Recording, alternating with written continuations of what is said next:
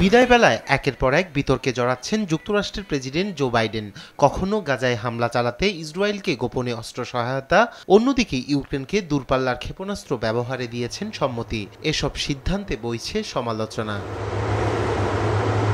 এ বাস্তবতায় এবার ফৌজদারি মামলায় দোষী সাব্যস্ত নিজ সন্তান হান্টার বাইডেনকে রাষ্ট্রীয়ভাবে ক্ষমা ঘোষণা করলেন মার্কিন প্রেসিডেন্ট। অথচ ছেলের বিচার কার্যে হস্তক্ষেপ করবেন না এমন প্রতিশ্রুতির গল্প শুনিয়েছেন বহুবার।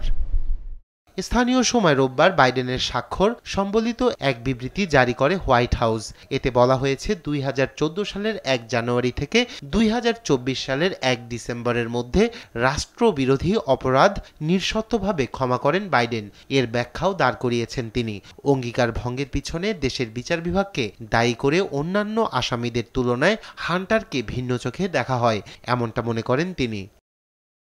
তাৎক্ষণিক প্রতিক্রিয়ায় সামাজিক মাধ্যম এক্সে এসব মামলা রাজনৈতিক উদ্দেশ্য প্রণোদিত ও পরিবারকে লজ্জায় ফেলতেই করা হয়েছে বলে দাবি হান্টারের। তবে মাদক নেওয়ার ঘটনায় অনুশোচনা করেন তিনি। এদিকে সাজা মওকুফের বিষয়টি ভালোভাবে নেননি ডোনাল্ড ট্রাম্প। এ ঘটনাকে ন্যাক্কারজনক ও বিচার বিভাগের অপব্যবহার আখ্যা দিয়েছেন নবনির্বাচিত এ প্রেসিডেন্ট। মজার ব্যাপার হচ্ছে, নির্বাচিত বাইডেন ক্ষমতায় বসেও এ অনুলিপিটি বাতিলের সুযোগ পাবেন না, এমনটাই বলছে মার্কিন গণমাধ্যম CNN।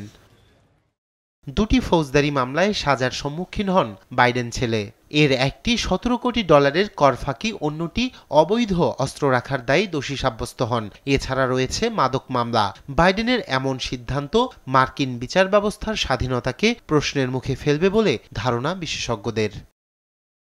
নিউজ ডেস্ক, দেশ টিভি।